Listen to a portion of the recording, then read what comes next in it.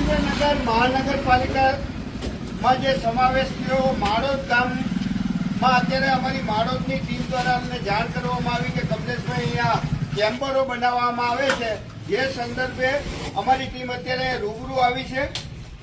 અતિ મહત્વની બાબત એ છે કે જૂની જે પાઇપલાઇન નાખવામાં આવી છે ખૂબ ઊંચી છે, એટલે આ ચેમ્બર જે બનાવવામાં આવે છે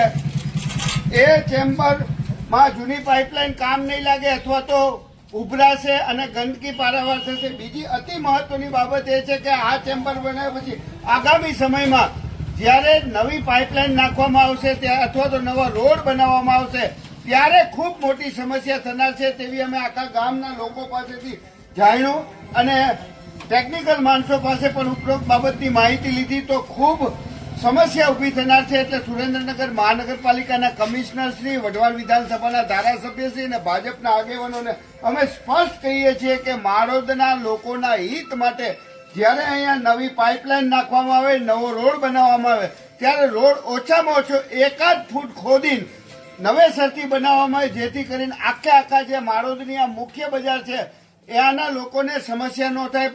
વરસાદી પાણી તેઓના ઘરમાં ન કરી જાય અને આ વરસાદી પાણીના નિકાલનો યોગ્ય